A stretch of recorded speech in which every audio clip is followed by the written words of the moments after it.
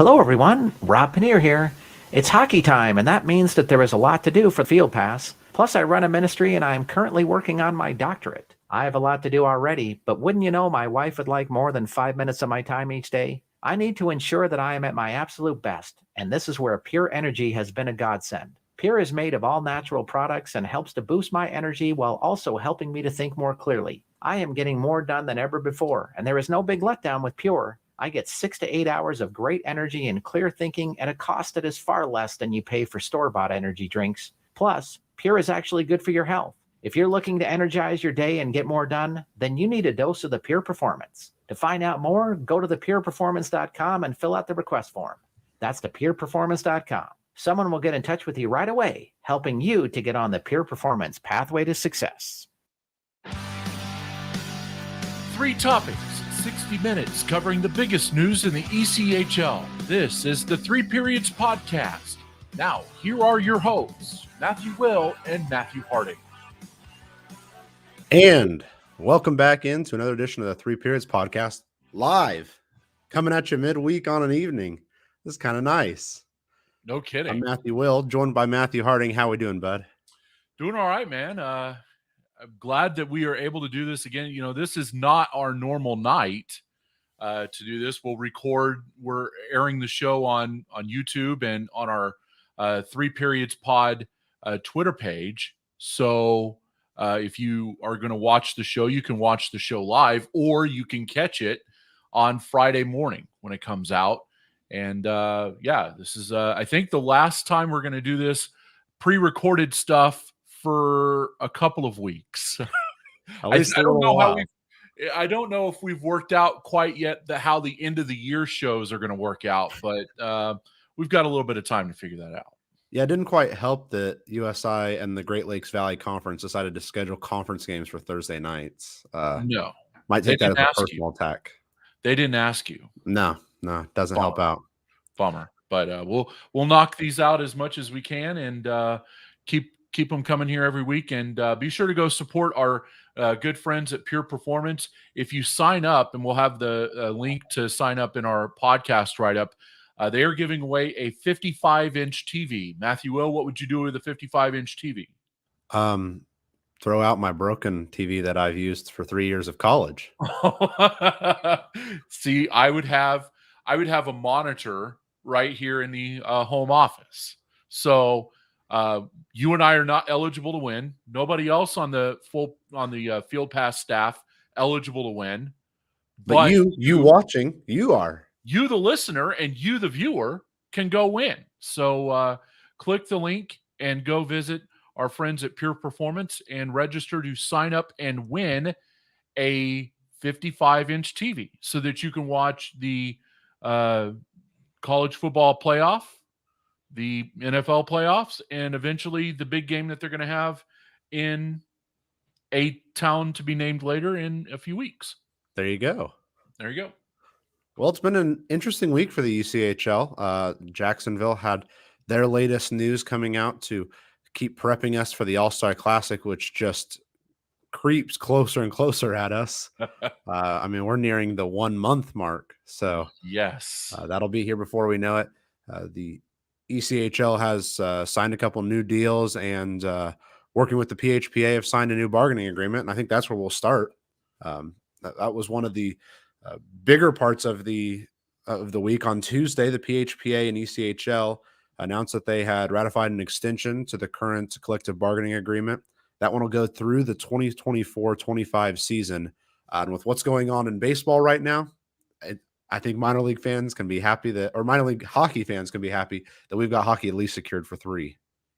Yeah.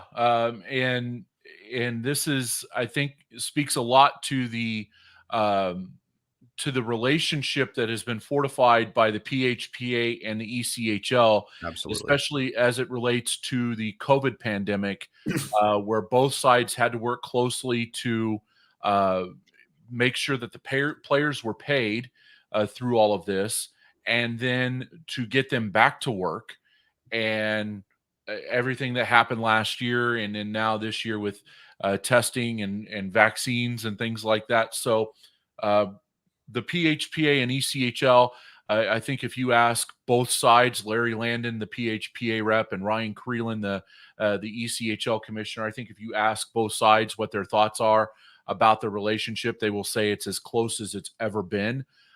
They've never had a work stoppage here in this league. There probably won't be for as long as both men are in those positions.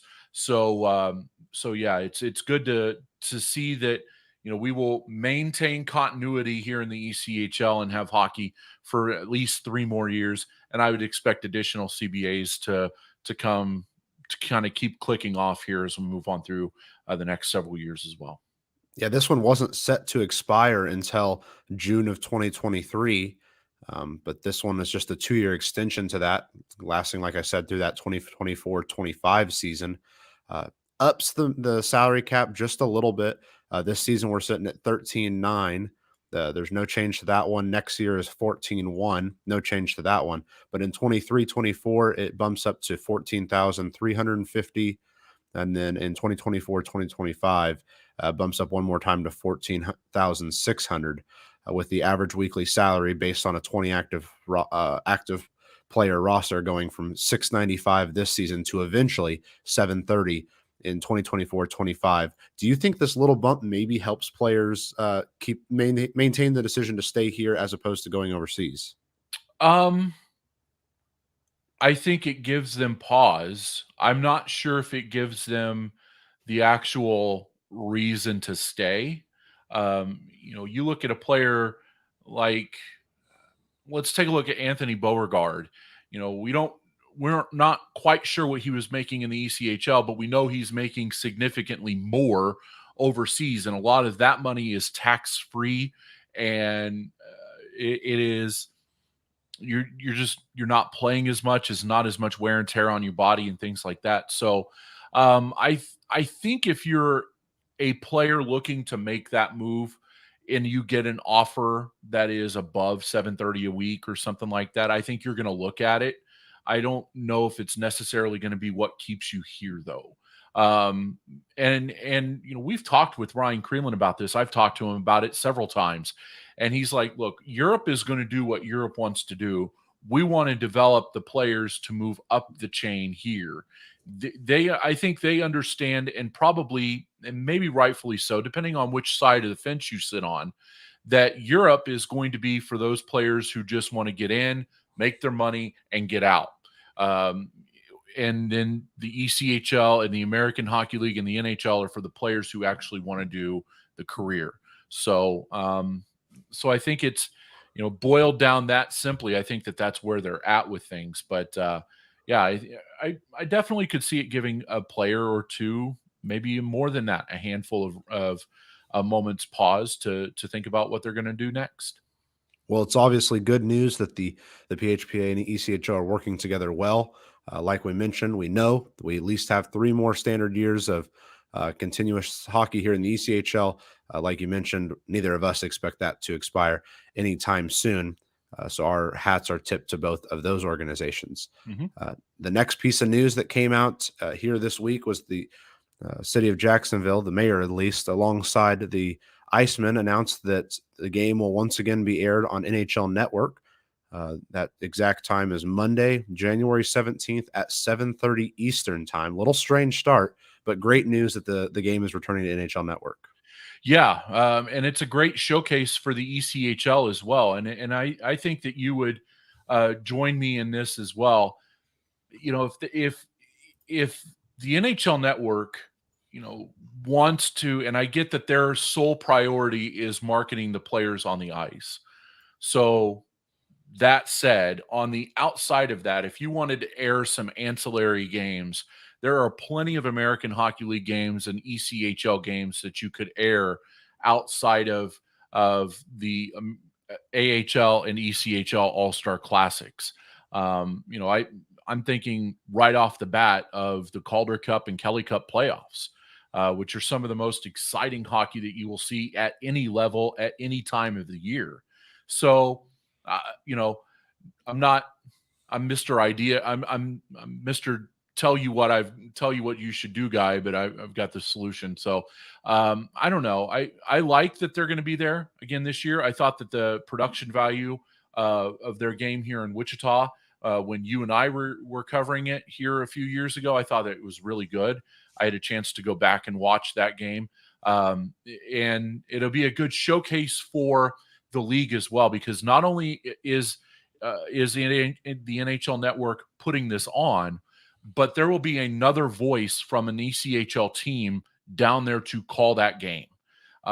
So like in Wichita here a couple of years ago, Tommy Daniels called the game, and Jason Miles was the man inside the glass, the Pierre Maguire of the show, if you will. So I would expect that you'd see another pair of ECHL broadcasters get that call and maybe go to Jacksonville and join us when we are there here in about 5 short weeks. And the name that comes to the first of mind is Ukko-Pekka Luukkonen, one of the goaltenders that participated in the Wichita All-Star game, then popped up the next year, last year during some of the strange COVID years, and played 4 games in the NHL. So you're providing some of these players with the opportunity to get their names in some of the people's heads, and then before they know it, a year later, they're playing in the NHL. That's just right there in line with the goals of the ECHL, I think. Right. Yeah. And I, when we talked to the players when they were here in Wichita a couple of years ago, all of them to a man was extremely excited about the opportunity to perform in front of a national audience. Even the women Absolutely. who are here and playing in this were excited to perform in front of a national audience. And you saw what it did for women's hockey as well. It gave them a little bit more of a platform, and now the Women's Hockey League in the United States is operating rather under one roof. Not necessarily to say that is a direct influence of the game in Wichita, but I'm talking about the platform that they've been given and what they did with it after. And you saw several players who showed out in that game in Wichita go overseas and have big European deals and things like that. So this is a springboard for a lot of different players, a lot of different opportunities. If you're able to be one of those rare, if you're able to have the honor of being called an ECHL All-Star, that is a huge platform for you for sure. And by the way, a huge platform for the city of Jacksonville too. Oh, yeah. There are going to be fans traveling to that area from across the United States. And I think the figure that I was told when the All-Star game was coming here to Wichita was that would bring in about $1 million, which in Wichita money is huge money. But in Jacksonville, where they've held Super Bowls and they hold the battle between the hedges every year, or no, the world's largest outdoor cocktail party between Georgia and Florida every year at TIAA Stadium, that brings in a lot of money as well. So while $1 million is going to be a huge boom for the Jacksonville economy, especially in the wake of COVID, it's probably not as big as some of the other events that have been through there. One of the things that we still haven't heard is the exact format, but they did announce alongside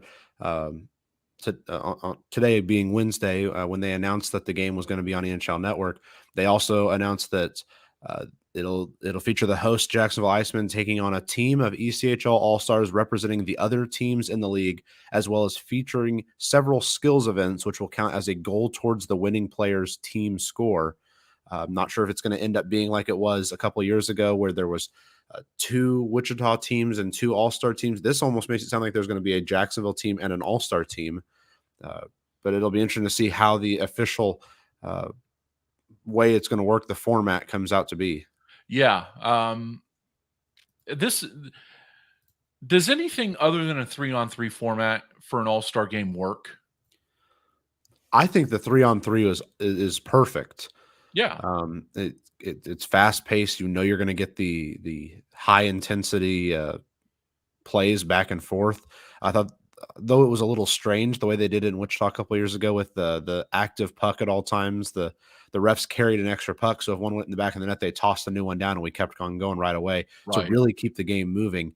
It was pretty much a full game of nonstop action. Mhm. which is not a bad way to showcase your league. Yeah, it felt very much like pond hockey, Yeah. with a little bit of skills competition thrown in there. It wouldn't surprise me if that ended up being that way again. But I'm of the mindset now that once you've gone to 3-on-3, I think it's going to be very hard to go back and sell any other format to your fan base other than that. Yeah. I Because agree. it's a Monday. Think about it. It's a Monday night in the middle of January. They're just coming off a weekend. You're going to have to. This is a hard game to sell, and you've got to make sure that the format you're rolling out there is going to be enough to keep the audience not only in your arena, but on a national level as well. So, you know, I think the 3-on-3 continuous format that they had here in Wichita, I think it worked. I would probably put a little bit more, just a slight bit more choppiness in there, but I thought it was very good. And I would be surprised if this format was not 3-on-3. Yeah, I really like it. I think it's very unique. Um, it is a benefit also that the game is taking place a week after the college football national championship. Yeah. That would have been a potentially really scary conflict. Oof. So to be out of that wake is also good. I'm really excited to see how the event really takes form. You and I got to witness it firsthand. You got to witness it firsthand multiple times. Mhm. What an all-star game at this level does for the community and does for the hockey following in the area. Yeah. This is a big moment for them, and we hope that the entire South Division travels well because it's not too far from a lot of those teams. No, not at all. And it's not too far from one of the newest teams in the ECHL, Savannah. So if you're down there on the Georgia coast and you want to get away for a night, that's a 90-minute drive from Savannah down to Jacksonville, and that's probably a 4-hour drive from Charleston. So yeah, really good, really firmly located down there in that South Division footprint, and hopefully they're able to show out and show up. Well, everything that happens in the next 5.5 weeks leading up to the All-Star Classic, we'll make sure to let you know and keep you in the loop as day by day we're getting closer and closer to what should be a really exciting event down there.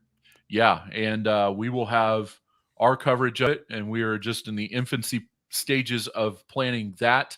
That will begin on Sunday, January, I believe that is the 17th, down there with the FanFest show from the ViStar Veterans Memorial Arena, the home of the ECHL All-Star Game down there in Jacksonville. The one last piece of news we want to get to before we bring in our guests is that on Monday, the ECHL announced a partnership with Bellevue University. Might not be something that appeals to everybody, but I guess as a college student, it really popped out at me. A really unique opportunity. I'm just going to read directly from their release because it words it best. As part of the partnership, Bellevue University and the ECHL will provide career and professional development for the ECHL's ecosystem of players, staff, and employees. Bellevue University and the ECHL will award scholarships to a select number of league players, officials, staff, and employees that will allow the recipients the opportunity to start or finish a bachelor's or graduate degree program of their choice. I think it's huge for especially some of the players who went straight from youth into playing professional hockey, or the guys that maybe played a year of college and didn't finish. I think this is a great opportunity for them to be able to finish a degree. Absolutely. And what it does is it makes the ECHL all that more enticing to those players who want to go do their work overseas, want to make a little bit more money overseas. Well, you can make the same amount of money and potentially get a college education for free here in the United States by playing in the ECHL. So I think that speaks volumes to what the league is doing here moving forward, and trying to make their league a little bit more palatable. Not that it wasn't already, to players and officials. I think it's good that they did this not only for the players, but for staff, officials, Absolutely. you name it. So the continuous loop of education is something that I think we all need in life. You always need to be learning, because if you're not learning, you're stagnant.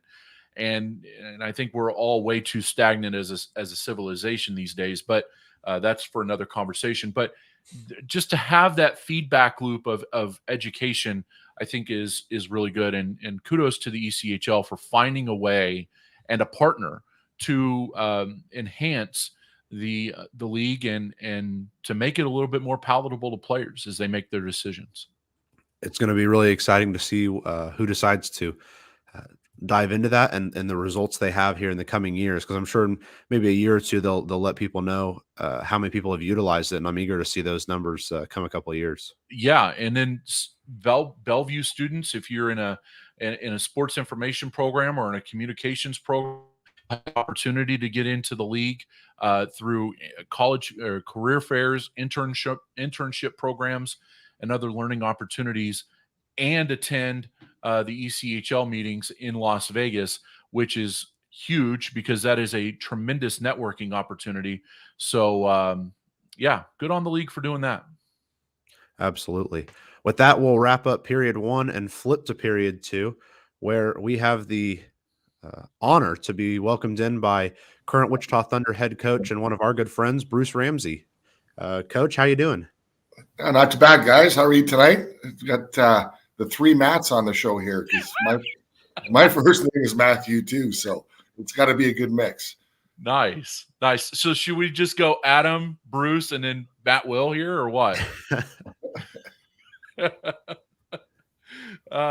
Let's talk about your hockey club here. You're sitting at just over 500, and you fought like hell to get back to that and be over that mark here through the month of November. What are you going through that streak in November and coming from where you were? What has that made you appreciate about your hockey club? Yeah, it's a great group. Wasn't the team I envisioned right at the start of the year. Obviously, we had injuries, we had call-ups, and we didn't get players sent down that we were expecting. So, we had to make do, and we lost a bunch of defensemen, so we called up a bunch of defensemen from the SBHL, and they've all came in and performed admirably. I'm proud of them. They work hard, they do the right things, and they play the right way. And I've put ourselves in a good position right now. We're 10-6, I guess. So I liked it last year when we were 20-6, but it's a tough league, and every game's a battle. So proud of the boys. They've worked hard, and I think they've come and executed the systems that I brought into place, and just bring a good attitude every day to practice and every game. On November 9th, you after that loss that night, you felt a 2-5 0-0. What was the message to the team that started to move the club in the right direction despite having to deal with the injuries and COVID? Yeah, there wasn't really a message. Just we got to persevere. We got to stay forthright. And we got to work hard, and good things will happen. It took a little while for the guys maybe to get together, and you bring so many players in at one time, and it takes time just to get them adjusted to the way we play, the speed of the game. So I was really excited, to get the opportunity to try and get these guys in a situation where we could start winning hockey games, and that's what we did. All the power to them. It was awesome. Evan Beitenheis has been the rock for this hockey club, and I think that if I had to ask you, you would probably put his name up for MVP consideration. What has Evan Beitenheis meant for your hockey club, and is this start to the season possible without him? I don't think it is. He's been a wall back there for us. You just look at all the games that he's played.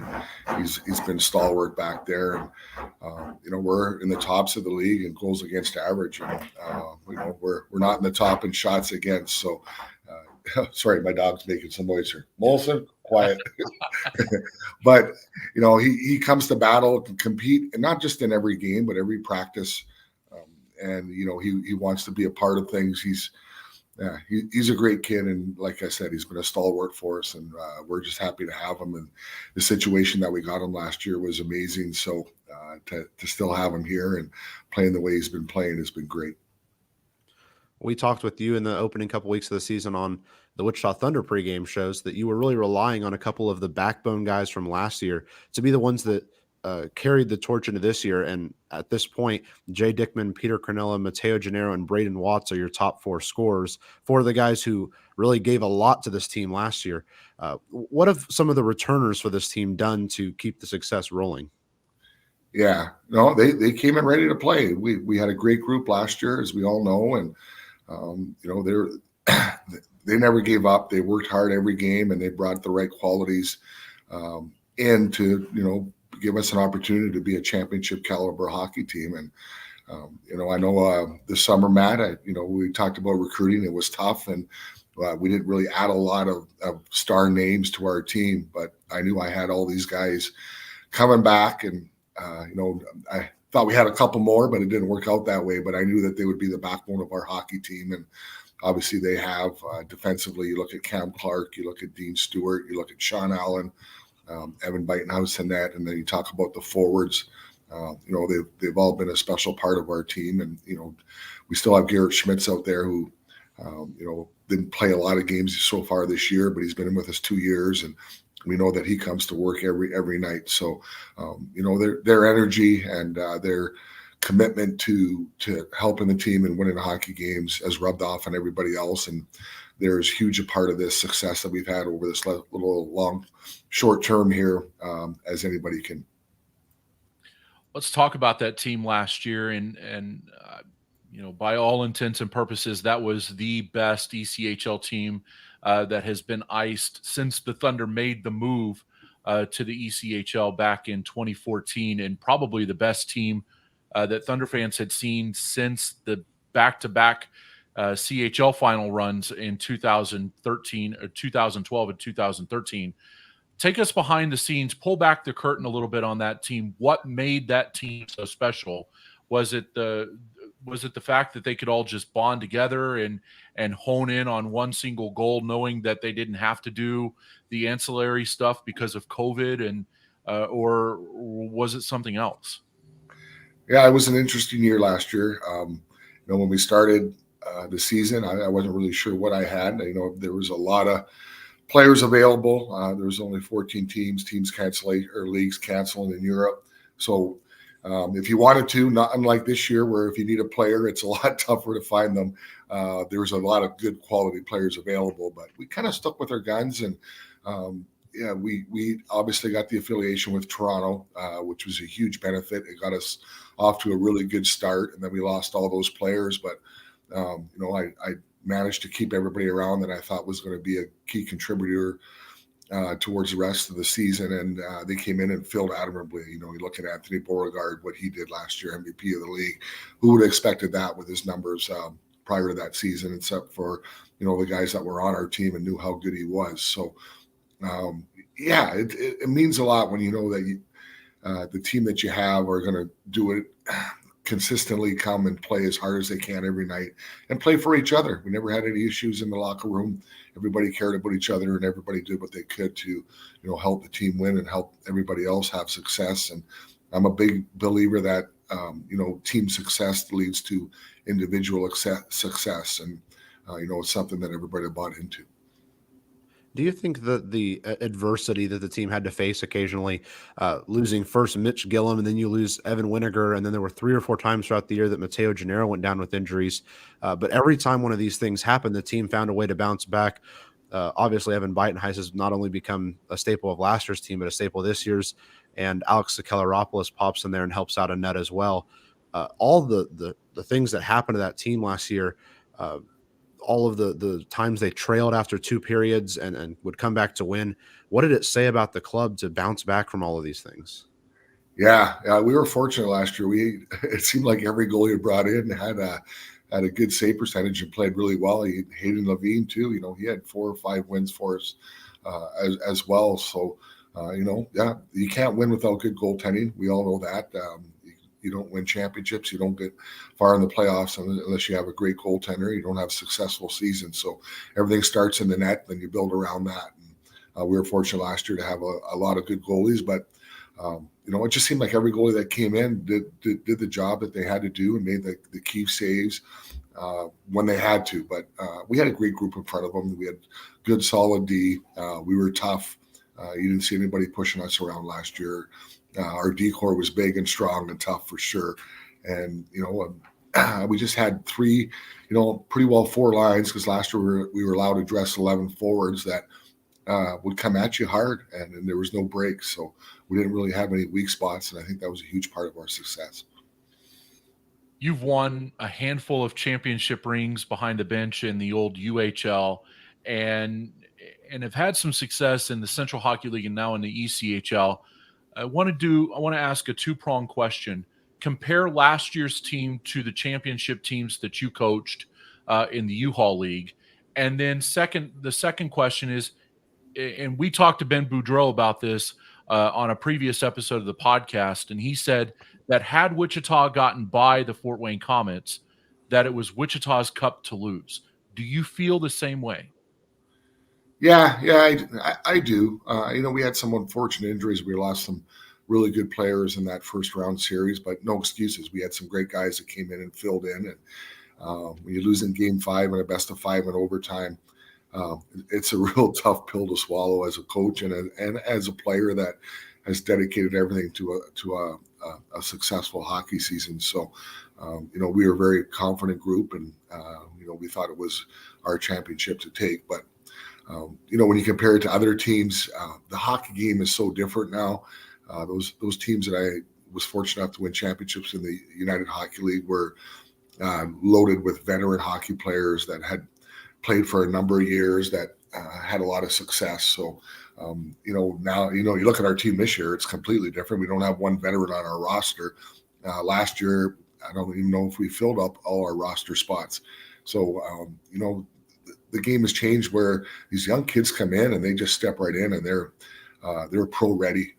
The right ones, not all of them are, obviously, and you have to kind of sift through the players that you think are capable of playing at this level and the ones that aren't. But we had a plethora of those players last year, and they all bought in. And the speed of the game is incredible. Everybody can skate, and that's something that I really focus on. Is I want to make sure that we play fast. Playing fast, transitioning from your defensive zone to the offensive zone is very, very important. And when you talk to teams last year about our team last year, we had an unbelievable transition where we were,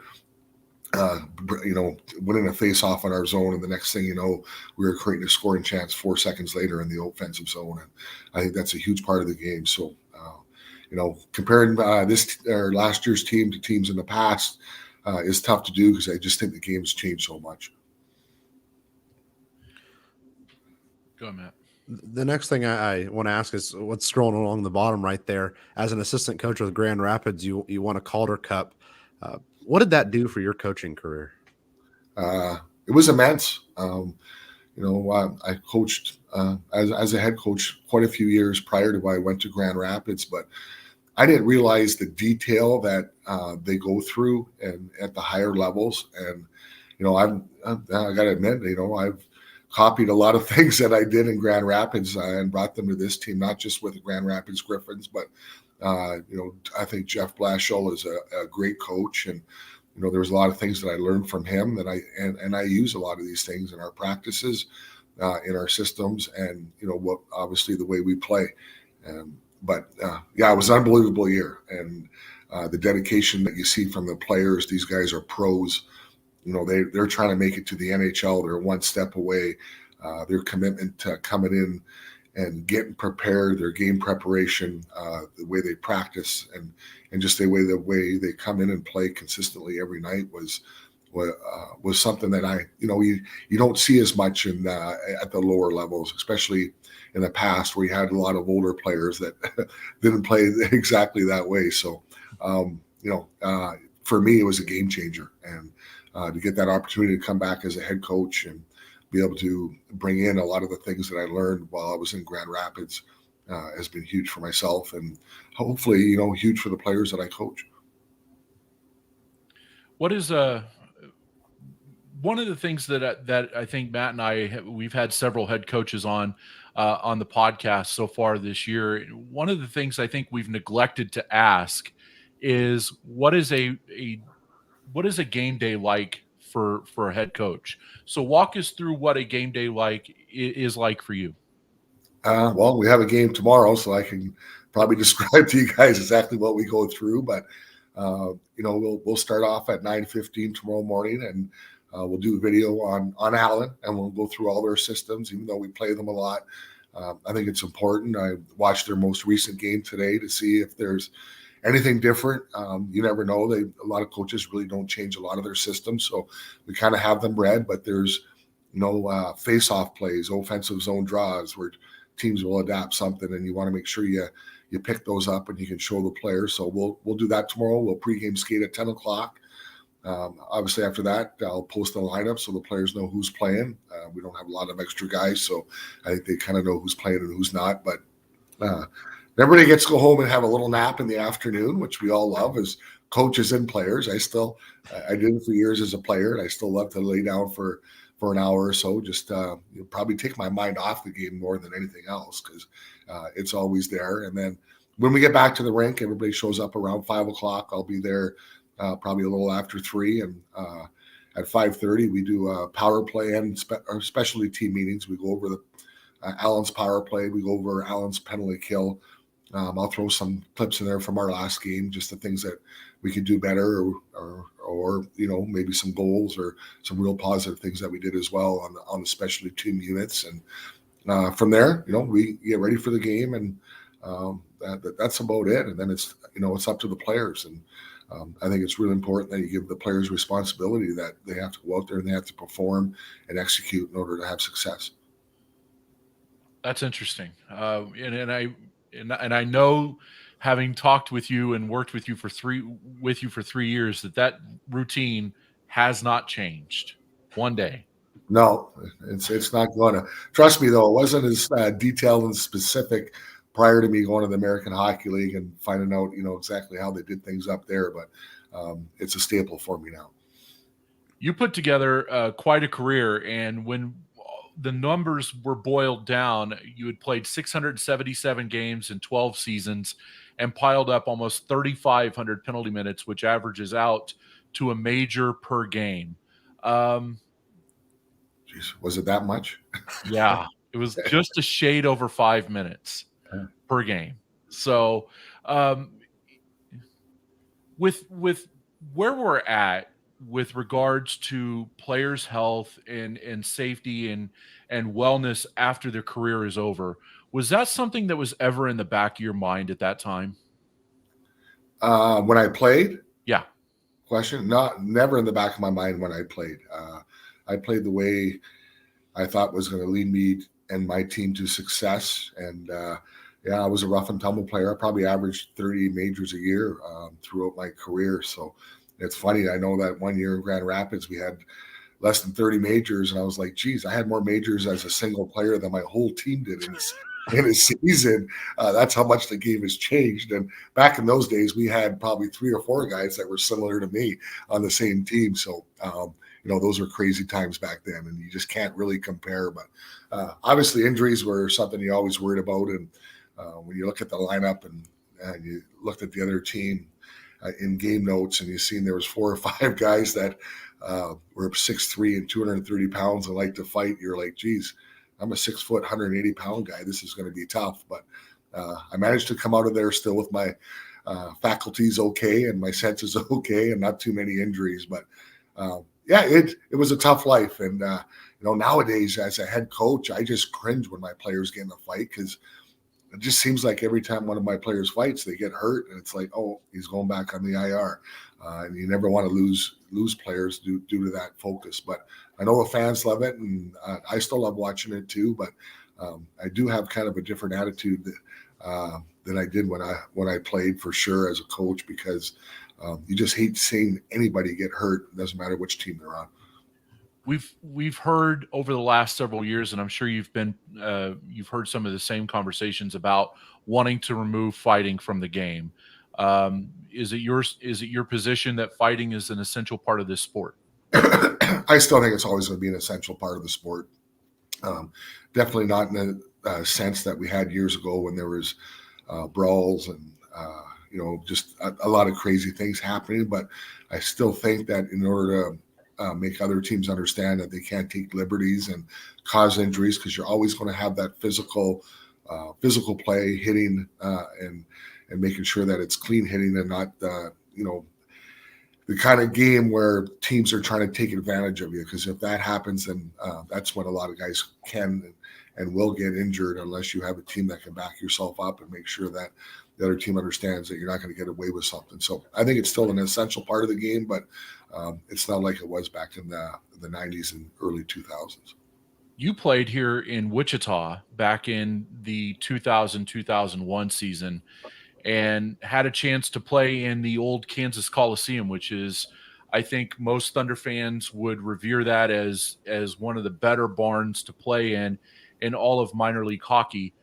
And the Thunder have, prior to your arrival, gone through some fits and starts with their success. You're into year 3 of rebuilding this program. What is it going to take to get Wichita back to where they were at, with big crowds and up there with the Toledos and the Fort Waynes in the world in attendance, and getting hockey on fire in the city of Wichita? Well, I thought we did a really good job last year of gaining especially during a COVID year where it was really tough to. I'm sure that if it was a regular season and we had the kind of team we had last year, we would have had obviously a lot more people attending our games, and attendance would have been a lot higher. But towards the end of the year, it was great. And I think this year we've had some good, decent crowds. Are we going to get up to the Toledos or those other teams? I'm not too sure, but I know the fans in Wichita love a team that works hard, stands up for the teammates, and they like success. They like to see teams win. And as long as I can keep that on that course and have successful seasons, I'm sure the fans will, start coming out more. And I think last year was a great influence of, what this team can be and what the future could hold. With us bringing up Toledo, I want to ask one final question, and that's they're obviously the team that's hosting this year's ECHL version of the Winter Classic, the outdoor game. Is an outdoor game in Wichita something you'd like to do? I would love it. Joel's brought it up a couple times. He's got it in the back of his mind, but I think that something like that would just be great to bring. The people of Wichita, I think, would just be ecstatic to see an opportunity to play at the new baseball stadium, maybe, or something like that, and pack that place and just bring alive the grassroots of hockey and playing outside like that. And, I think it would be awesome. I would be full bore in front and do whatever I can to see that something like that happens. Our thanks to Wichita Thunder head coach Bruce Ramsay for joining us tonight on the 3 Periods podcast. I'm sure we'll talk to you as the weeks go on the Thunder pregame shows, but we hope to do this again with you. All right. Well, thanks, Matt. And Matt, I appreciate it from one Matt to another. All right. We'll talk to you later, Coach. Thanks very much. All right. Thanks, guys. Bye-bye. Yep. See ya. And is there a better coach to talk to than Bruce Ramsay? Like we've talked to Ben Boudreau and we talked to Dan Watson earlier in the year, but I mean, every time I talk to Bruce Ramsay, I feel like that there's something more I learn about the game and his preparation for it and things like that. Well, and I've long thought of him as a guy who wants to teach the game of hockey as much as he wants to coach the game of hockey. And I think the players he develops show that. I mean, look at this year's squad. Not a single veteran on that squad. The whole team is young players who are just wanting to build themselves up in the game of hockey. And that's an awesome guy to have behind your bench. I don't remember a single player you or I talked to last year that didn't say the words, "I love Coach because he lets me fail and sets me up to do better the next time." Right. And that's one of the things that makes him special. Yeah. And the fact that they, just anytime you need anything from Bruce Ramsay, like on the personal side, you text him and say, "Hey, I need X," and he comes through. Like that's what you want in a coach and in a person as well. And I mean, I think Thunder fans have a really good leader in this guy. Was the offseason what everybody thought it would be coming off of the playoff, probably off the playoff appearance, probably not. But I mean, you and I have talked about this, and we shared this on just about every podcast we've done. The playing field was so heavily favored toward the ECHL last year. You almost knew that there would be a bounce back at some point, Absolutely. and this is just in the snapback to a more level playing field happened rather dramatically. And I think that if you bide your time here in the next few months, there's going to be a tidal wave of collegiate players coming, and good collegiate players coming, because they have 2 years of eligibility now that they've burned through because of COVID. The NCAA gave them an extra year of eligibility last year, which kept a lot of good college players off of the free agent market this year. You're going to see them all come out here in late March and into April, and it's going to be another free agent frenzy on those players, not to mention those who come back from Europe as well. Absolutely. And I think Wichita is in a very good spot with where they're at now, with Bruce Ramsay at the helm, John Gerskis as the assistant coach there, all the way up to Joel Lamurno, who leads the squad from the front office. They've found ways to do things the right way, and I think Wichita is in a very good spot right now to build the minor league sports areas. We saw the baseball team join last year, and they had a good following throughout the entire year, and you can tell that the Wichita area is hungry for success in their teams. And I think last year helped significantly, and the future is bright for the Thunder, at least in the next couple of years. Yeah, absolutely. And it would be nice to see Intrust Bank Arena fill up again and be full and be loud. I guess that's something that I haven't quite seen yet. And that, I think that would let me know COVID's kind of over a little bit. Yeah, I think but to hear a loud arena once again and be in the middle of it, wherever I'm at, I think is going to be reassuring that the worst days of whatever we've gone through for the last 20 months are behind us here. So our thanks to Wichita Thunder head coach Bruce Ramsay for joining us. You can listen to every Wichita Thunder hockey game throughout the rest of this 2021-22 season right here on the Field Pass Hockey app. I think you and I do pregame shows for the club. Allegedly. Reportedly. Sources indicate that you and I do pregame shows for the Thunder. That's still one of the best times of the week for you and I to get together and chat, and that's always a good show to do. So give that a listen as well. So that is period number 2. Our thanks to Thunder head coach Bruce Ramsay for chipping in and joining us here. Absolutely. Again, for the last time, I'll say just such a great guy to talk to, and a great guy for not only the Wichita Thunder, but for the ECHL. So I'm excited for what he can continue to do in the game of hockey. Yeah, absolutely. So let's move into our third period here as we begin to close things down here on the podcast. Back to you. We'll turn it over. A couple of, I don't know if I want to say big pieces, but important pieces to get to. Obviously, everyone's favorite time, the picks to click. Yes. Disclaimer: this is not official gambling advice. Even if you could, the gamble on the ECHL, I don't think that's set up anywhere yet. No. But then we've also got a couple of threads that need to be rated, and then we'll close out the show with our favorite traditions in the game of hockey, something we wanted to touch on a couple weeks ago and just ran out of time on. And before we know it, we'll reach our time. So we'll jump straight into the picks to click, and it was a tough time for the guys last time. Not a good week for either of us. Yeah, it was a rough outing. I went 2-3-0. You went 1-4-0. Oof. We're still sitting steady in the standings. I'm at 13-11-1, and you're at 12-13-1. Yeah, you have a tidy 2-game lead. I'm not happy about that. I think that when we make our picks, we make them fairly educationally, Yeah. So I am more than happy to be proven wrong in these because it's showing how spread even the talent is in this league. Yeah, I want to win. So, yeah, I mean, you're right about that, like the parity in the league. But man, I want to run the table. I want to go 5-0 every single week, and I want to just dust you. Well, I'm going to level with you. This is going to be a tough week to go 5-0.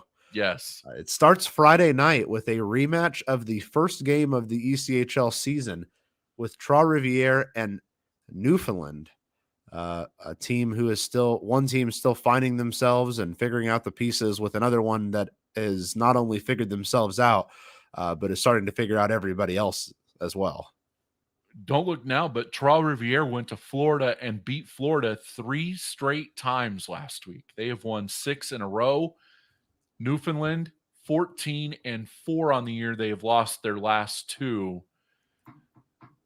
Does That's the second time Trois-Rivières really they've done that this year, where they go on a really strong stretch and then they lose 2, and then they went on a really strong stretch. Now they've lost 2 again. Yeah. So let's see if history repeats itself for a third time and Newfoundland goes on another heater here.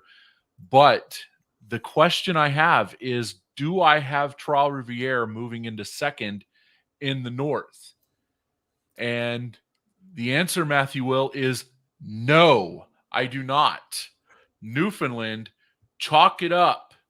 Newfoundland's winning this game on Friday night. It's, of course, still difficult to tell where this game will take place because it seems like every night we have a different place to play Newfoundland hockey. It is of course, the a Mary joke. Browns. It is the Mary Brown Center as we record this. Yes. And as we're airing it live. We will hope that it keeps headed that way on Friday. Right. Yeah, Newfoundland's had Trois-Rivières' number all 3 times they've played this year. But there is some parity amongst the 2 teams. Both are 7-3-0 in their past 10 games. I think Trois-Rivières is starting to figure some things out. It helps to have some veteran guys on that team. You and I had the pleasure of getting to watch Matthew Gagnon last year, and he made sure that he was the leading penalty minute getter at his new club as well. Yeah. But other than that, I mean, he brings something to the game in the fact that he's I can't remember a play last year where he wasn't standing up for the kids on the ice out there. So to have him, it helps as well. I'm really impressed with the way that Trois-Rivières has bounced back after really getting popped in the mouth. It was tough for them to have to start the year off with, I think they played 3 of their first 4 against Newfoundland. Yeah. And that's a tough way to not only start your year, but start your franchise. So to bounce back the way they've had, I think is good for them. And I like them having success down the road, but this is Newfoundland's game to lose. Frankly, I think that the Growlers are, they've got popped in the mouth a couple times. They have those back-to-back losses, and they'll bounce back against a Trois-Rivières team. They get to play at home. So I like Newfoundland as well as in this one. Matthew Gagnon is on the IR, as are several other big pieces of that Trois-Rivières club. Peter Abbandonato is up in the American Hockey League with, I believe, Syracuse. So several big pieces gone from that hockey club for right now. I think that if you were a betting guy, if you were to establish the betting line, that would put it strongly in Newfoundland's corner. Never mind that this is a strong home team and a strong road team too. But I'm going to go, I agree with your pick there. I like Newfoundland in this one, but we'll probably be proven wrong and Trois-Rivières will win. Wouldn't shock me. Yeah, it will shock us all. But a couple hours after that, once, prime time has finally made its way to the center of the United States after it's been prime time for 4 hours out in St. John's. We have Kansas City on the road to play Rapid City, 2 of the teams in the Mountain Division that didn't quite have the start of the year that they might have expected. Rapid City starting 8-9, 1-2, while Kansas City really confused with what's going on there. 7-10, 1-0. What do you like there?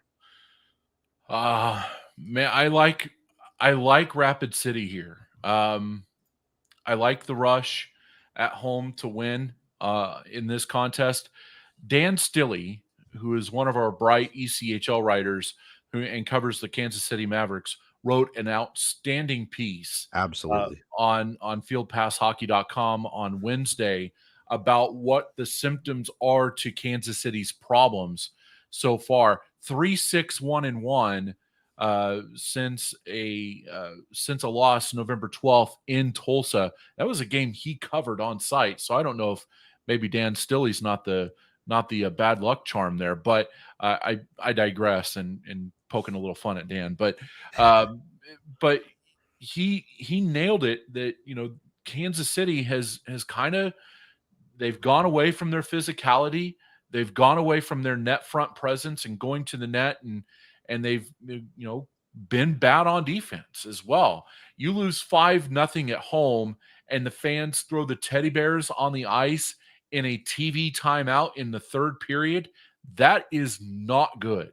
I've sat through some of those as a fan in the fan days. Sat through some of those, not fun. So yeah, I'm going to go with Kansas. I'm going to go with Rapid City here. I still don't see a way out of Kansas City's problems unless they do something with that roster via the trade market, or they do it through free agency or some other method. Because unless they get back to that physicality, I just don't see it happening. So you've got Rapid City then? I'm going to take Rapid. And that's a good Rapid club, by the way. I am going to have to agree with you. I love what Rapid City's done so far. I have been really impressed with so far the play of Logan Nelson. Yeah. 8 goals, 16 assists altogether for 24 points. I think he's done a nice job to lead the team and be one of the key players throughout a pretty deep Rapid City team. A lot of guys contributing offensively. Top 5 scorers, all with double digits through the 15 game mark here. Plus, Rapid City had the best of Kansas City both times they played in Kansas City. I've had the pleasure of covering a couple games in Rapid City, and of the 5 arenas I've been to now in the ECHL, I think it might be the hardest one to play in that I've been to because it's so small and because it's all made of concrete. Those fans will get loud, and they are just annoying in the best way possible. Rapid City fans, right?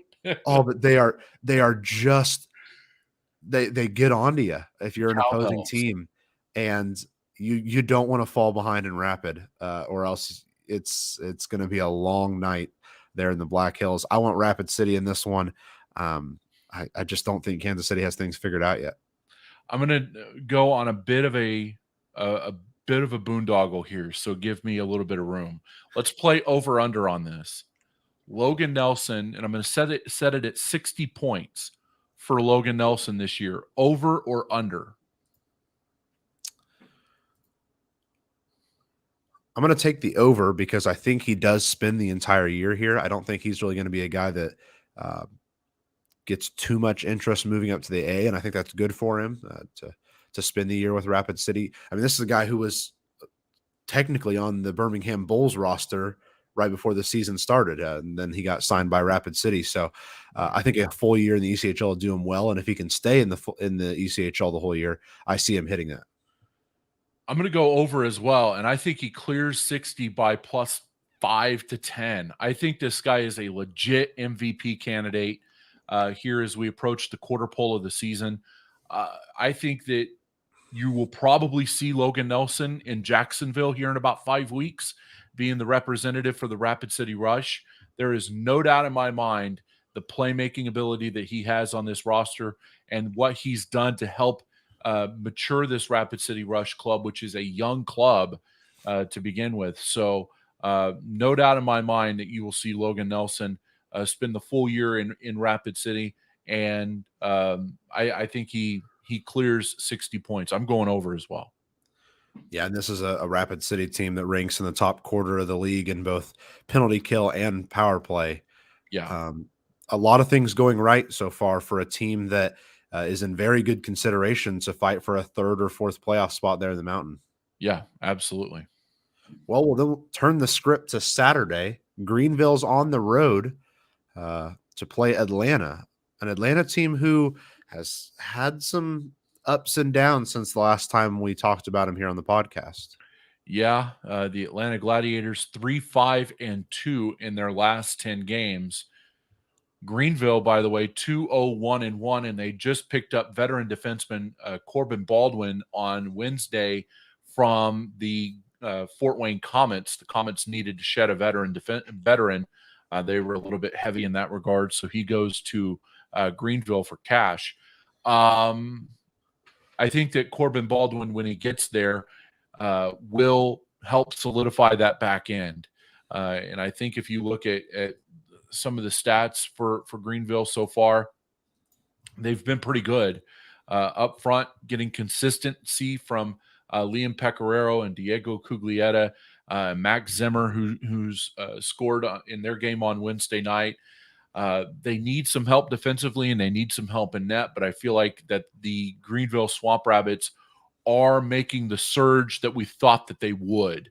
So I'm going Greenville in this contest. This is where I'll pull out a quote from my good friend Lee Corso and hit you with a not so fast, my friend. You didn't do the pencil. I don't Come have on, one with me. You got to go full Lee here and do the pencil. And I have a marker, but still. It's close enough. Yeah, right. I think that Cody Sylvester obviously has had a nice start to his year, 7-7 through their games thus far. And I think that Atlanta has found their way into that thorn in the side of every South Division team this year. I think that this game benefits them being there as a home game for Atlanta, just outside of Atlanta. And I think that Greenville still has some figuring out to do. The teams have drawn the four games that they've played thus far, 2-2 going either way. Very similar teams at this point in their year. But I think that the difference maker goes to Atlanta. I think bouncing off that 4-1 loss at Norfolk a couple of days ago is going to be something that weighs in their mind. And I think this is a good opportunity for them to hop back on the winning ways. Would not be surprised at all to see the Atlanta the Atlanta Gladiators. I almost called them the Atlanta Swamp Rabbits. Lord help me. The Atlanta Gladiators go in there and win. That is a veteran club, slightly older, but a couple of veterans on that roster who have been through the ECHL wars, and they know how to get it done. Yeah, they're gonna make you earn all 60 minutes every time you see them across from you on the schedule, and very good for the South Division to have a team like that. Yeah, very good.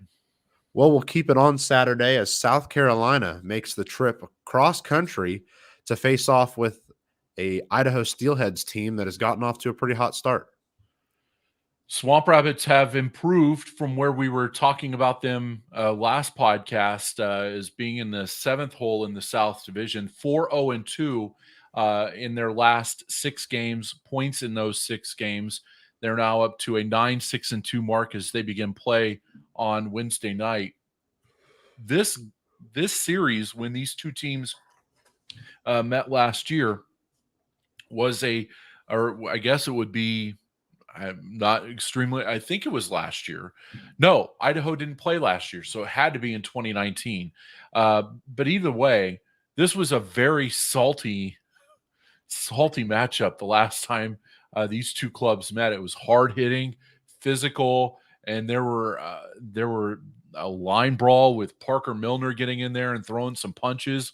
You very rarely saw that out of Parker. So this is a really good test for an Idaho club that wants to stake their claim as one of the elite in the ECHL. You know, South Carolina is going to be a good defensive team, and they have some pieces offensively as well. This is a huge test for both clubs. I like South Carolina. I think that the tighter defensive game for South Carolina, even though it doesn't show on the goals against stats, the tighter defensive game for South Carolina transports pretty well. I think that they shut down the high-flying Steelheads, and they take the win here on Saturday night. Listen here, this is a battle of two really strong special teams teams, Yeah. especially when it comes to the penalty kill. Idaho does not take penalties. And No. when they do not allow you to score on them. Mhm. By far the best penalty kill team. They've only had 49 times shorthanded, which is extraordinary. And then they've only allowed 6 goals on those times for an 87.8% kill rate. South Carolina's not far behind, though. While they've allowed 62 times shorthanded and they've allowed 8 goals against, they're a little bit further up there. It's on the power play side of things where I think Idaho has the significant advantage. Now, of course, both teams having such successful penalty kills will make this interesting. But I think this game is won and lost on the special teams. If that is a disciplined enough team to not take penalties, I think they win this game and they win it pretty well. Yeah. Yeah. Man, I don't know. Something tells me that South Carolina is going to win those games. It's going to be hard to sweep those 3 games because they're playing Wednesday and then Friday, Saturday. It's going to be hard to sweep those games, but I think if you can go in there and get 3 points out of the 6, you're feeling good. Absolutely. So I'll take South Carolina there. Our weekend picks to click wrap up on Sunday as Utah makes the trek to Tulsa, a Utah team that started the season red hot and has, slowed down a little bit as the season's gone on. And then a Tulsa team who is starting to pick up some steam behind them. Finally got some pieces back together in that club. What do you like there? The Tulsa Oilers goaltending has been really good, and the defense in front of them has been even better. They shut down Wichita on Sunday afternoon, save for a 2-goal rally late in the second period to make that game a little interesting, but ultimately it ended up being a 5-2 Oilers win. I like the pieces that Rob Murray has right now, and then and I think we were a little quick to kind of dismiss Kai Edmonds and Ryan Ruck, the goaltenders for the Oilers, as being just SPHL goaltenders, which, as we've talked about time and time again on this podcast, the SPHL is really the line of talent from the ECHL to the SPHL is not as significant as we thought. And it's the same way with the American Hockey League to the ECHL as well. So, so shame on us for thinking that for thinking that the SPHL talent coming into the ECHL was inferior. So that said, you lose, if you're on the Utah side of the house, you lose Charlie D'Astu, who's gone back up to Colorado. He has 12 goals on the year for the Utah Grizzlies. And then I think Brandon Cutler is also bouncing back and forth between there and Colorado as well. So I'm going to go Tulsa in this contest. Wow, we are just conflicting this week, aren't we? I'm trying to go 5-0. Well, I like Utah in this one. I mean, they're 5-3-1-0 on the road this year.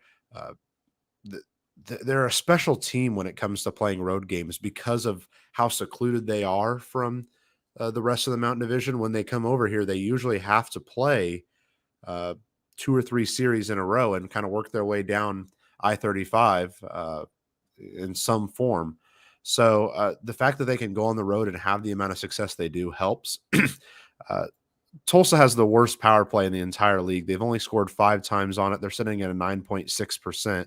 Yet this is a Utah power or penalty kill that is the only one in the league that's allowed 20 plus goals against. So I don't think that the special teams will have as much to do with it, but I think that the fact that Utah can go on the road and have the success against good teams the way they have helps them through this one. And I think it's Utah.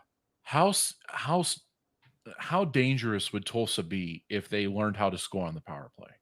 I think they're fighting Utah and Idaho for the top seed in the Mountain Division, if so. Yeah. Because the penalties kill is rock solid, top 10 in the league. And right. I think that's their missing piece. Now that we're getting closer to Christmas, we start to identify the missing pieces of each of these teams, and that's really it. Right. Yeah. They can beat you 5-on-5. They have solid defense. They have good goaltending. The only thing that they're not doing, and they have a solid penalty kill too. The only thing they're not doing is beating you on the power play. If this team scored on the power play with any regularity at all, this Tulsa Oilers team is dangerous. We saw that the year they went to the Western Conference Final against Toledo. Yeah. That team was in the top 15 of the ECHL in the power play. And we say top 15, but for a Tulsa Oilers team that has perennially struggled on the power play, going back to Bruce Ramsay's days in Tulsa, that was a huge accomplishment for that club. And it got them significant playoff success all the way to the West Final against Toledo. If they are able to click on the power play at all, that Tulsa Oilers team becomes extremely dangerous. Well, we'll let you know next week how we fare in this one. There is certain to be some shakeup in the standings this week. That's right. I think we disagreed on 3 of the 5. Yeah. Opportunities to go +1 or down 5 for me. Should be an interesting week. And as we always say, we want to know where you're watching hockey this week. So hit us up on Twitter and snap a pic if you're in an arena. We'd like to know where you're watching and Absolutely. what you're sporting. So we'll hop into a quick couple of segments here to wrap this one up. Couple of jerseys that I have realized in the past couple weeks that I think need to be brought to the table. All right. And I think there's no time like the present to get your thoughts on a couple of them. Mm-hmm. So instead of having this grand scale, I think we're just doing hot or not. Okay. Make it simple on you. I was going to go A through F, but okay. We'll do. I mean, you could do that too. You could do that too. Okay. So here's our first one. A Memorial Game replica jersey from the Comets that popped up on my feed earlier today, and I went, "Oh, I kind of like that." But I want to know your thoughts. Hot. I'll take that. I don't think Fort Wayne can make a bad jersey. I think that you're seeing it right here with the Fort Wayne Spaceman. I think is one of the best logos in all of minor league sports. Yeah.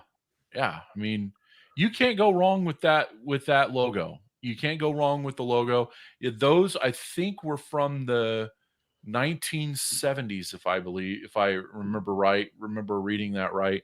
And they honored the late Bob Chase, who is the legendary voice of the Fort Wayne Comets, and they honor him every Thanksgiving with a home game, and they call that the Bob Chase Memorial Game. And usually it has been Fort Wayne taking on Toledo, which was the 2 biggest rivals there. So I love that jersey. Love it. I think they need to find a way to keep that one in the repertoire. Yes. They need to have a spaceman jersey as well. Absolutely. Well, the next one I have, Toledo announced would be what the Toledo alumni were going to be wearing in their game against the Detroit Red Wings alumni, which is one of the games that will be featured in Winterfest. And that's what these look like. Opinions on this one? No. It's a no. That's a no. I like this kind of gave me Kansas City Scouts vibes. Yeah. I figured you would have a slightly different opinion on that one than the Fort Wayne one. I mean, I get that it matches the color motif of Winterfest, and I'm not a huge khaki guy, so I'm just a no on that. You have to wear dark shorts with it, right? You can't match with the khaki shorts. No, because then you look like you look like the crocodile hunter, for crying out loud. Is he wearing a Toledo Walleye jersey, or is he going out and wrestling crocodiles? I don't know. Well, then the final one I have has probably been one of the biggest talking points of the hockey community as a whole here in the last couple of weeks, and that's that both Tampa Bay and Nashville have announced the jerseys they're going to wear for their Stadium Series game at the end of February. Okay. I think Greg Wyszynski even came out and had a piece or his thoughts on the Smashville jerseys. Instead of hot or not, I guess if you had to buy one of the two, which one is it? Bolts. I love the Bolts jersey there. I love it. I love anything Tampa Bay Lightning. So It's hard to go wrong with them. Yeah, it's hard to go wrong with when they've done the lightning across the chest or when it's been just a blue and white Tampa Bay. Like, it's hard to go wrong with anything Tampa Bay at all. What the hell is this over on the left side here of the screen? My God. It's something else. You're going to be there for that game. What the hell is this? Yeah, I was taken back when I saw that was what they had decided. I mean, none of those letters are the same size.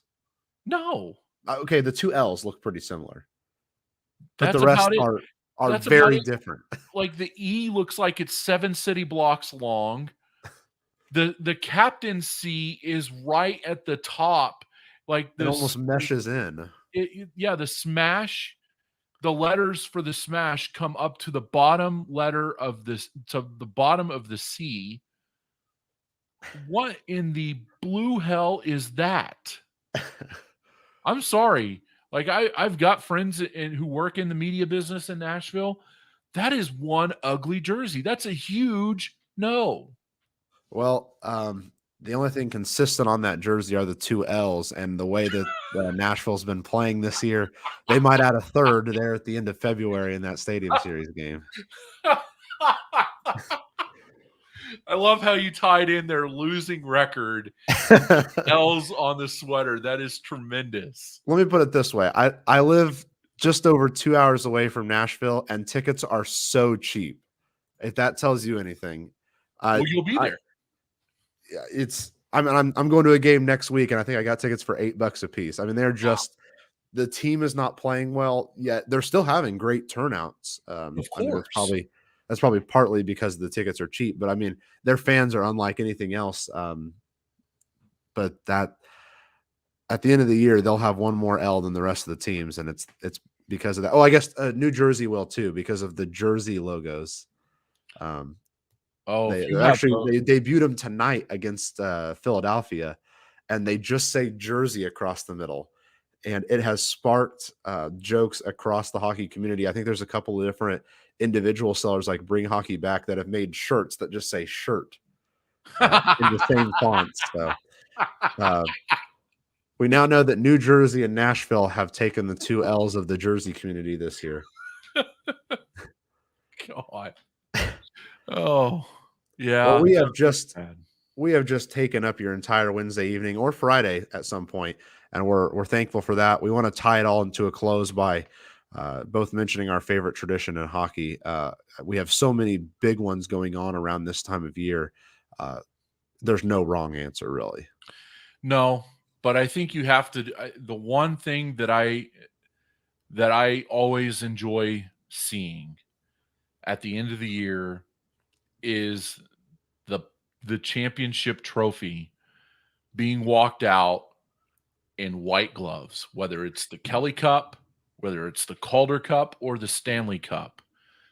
That thing gets white glove treatment. And to me, and I know that this is a fairly new tradition, to me, that is cool. That sends chills. Like, anytime I see the cup, and I've had the honor of seeing the cup and all of the league trophies, anytime you see those, like, those are big old goosebumps, the size of quarters.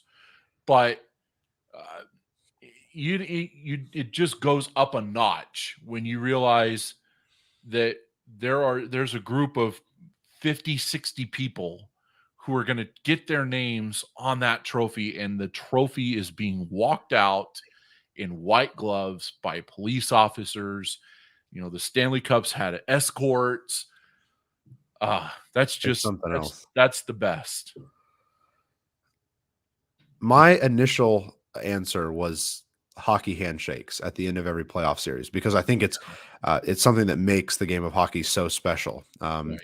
Not only is it the hardest trophies to win, but after you've had all the blood, sweat, and tears through 7 games, sometimes you still look across from the guy wearing the other jersey and shake his hand and congratulate him. So I think that, first of all, that one sticks out the most at first. But I absolutely love everything of what the teddy bear toss is. What started as a single team starting to do this has now become a staple of every hockey team every single year. And now that most of the teams have had their teddy bear toss night, we're now starting to see the teams or the team officials going out to local places and giving out these stuffed animals and making a change in their community, which I think is, in the ECHL, goal number 1 is to develop players and move them to the next level. But goal number 2 has to be to be enriched with your community and be part of the community. And it's so cool to see the teams giving back right here around Christmas time, or holiday time, I should say, and getting to utilize the teddy bear toss as part of that. I will agree with you on the teddy bear toss. There is nothing like, we have to wait till the end of the season for mine, but there is nothing that in season tops teddy bear toss night. There is an excitement in the building, and I've covered 10 of these. There's The players are excited. The players are excited. You know, like when they we saw this when Wichita scored their teddy bear toss goal a week ago, I think it was. Like, the players were jumping up and down. Tim Soderlund scores the goal. The players are up and down. They're all high-fiving each other. They're pounding fists. And then they're all getting off the bench, going out there and cleaning them up. They're posing with the Bears. They're taking photos. They get into this, and the teams are starting to get into it with specialty jerseys. And I pray that we get back to a moment in time where COVID is not the big bad beast on the block, and that players are able to go back into these hospitals and see these kids and watch their faces light up when they get a teddy bear. A side story here. I had an epileptic episode when I was a young kid, and I had been taken to a hospital, and I came home with a Sedgwick County EMS teddy bear. And that teddy bear stayed with me until I moved out of my house at 22 years old. So you don't understand. Players, the teams and the fans, it's fun to throw those teddy bears on the ice. It's fun to clean them up. It's fun to pose with them. But the lasting effect of those teddy bears when they go to the kid, and some emotional schmuck like me has a teddy bear in his room till he leaves home at 22 years old, you just don't know who you're affecting. So I think that is one of the best. That's one of the best traditions in all of sports, is teddy bear toss night. And it's my favorite part is to see the people's faces who don't know what it is. That Right. They decide to come to a game and they see all these people walking in with that, and then to see their faces light up as well when they just come raining. Oh yeah. I mean, you see it. We see it in a different light in the fact that us as media members and the league officials next to us and the stadium worker, everyone participates in it. Yep.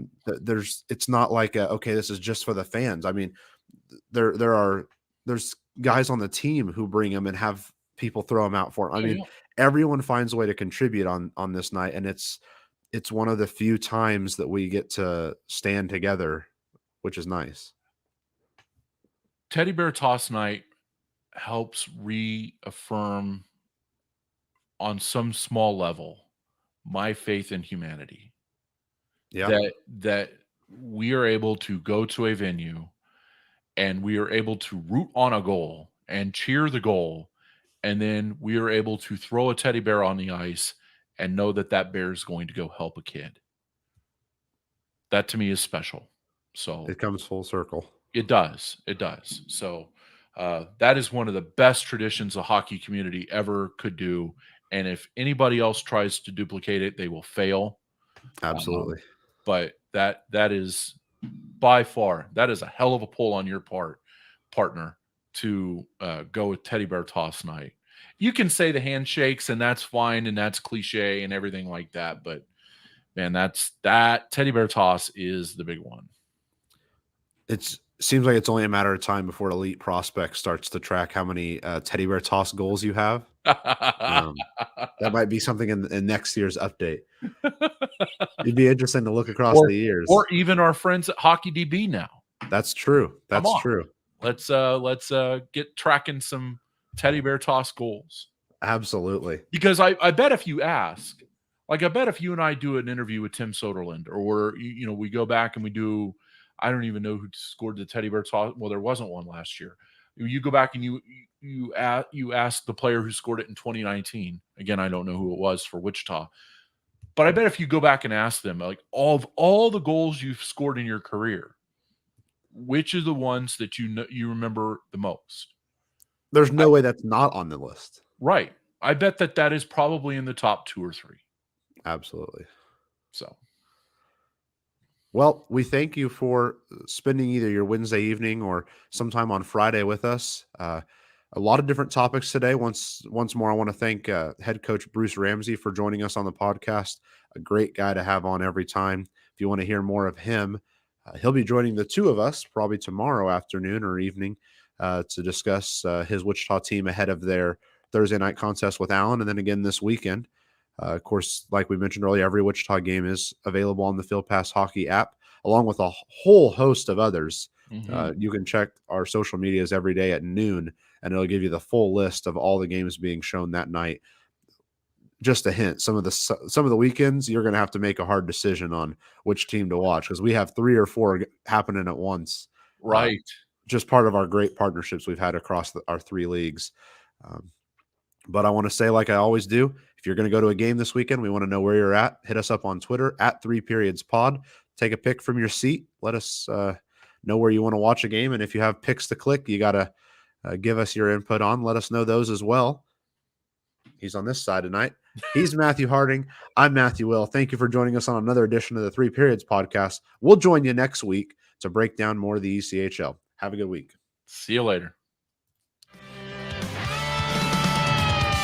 You've been listening to the 3 Periods podcast. Do you have a topic you'd like discussed? Hit us up on Twitter at 3periodspod with the hashtag TPP on FPH.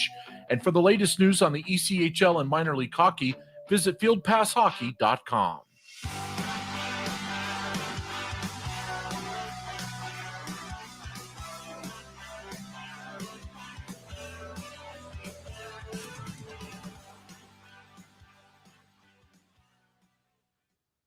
They're going home.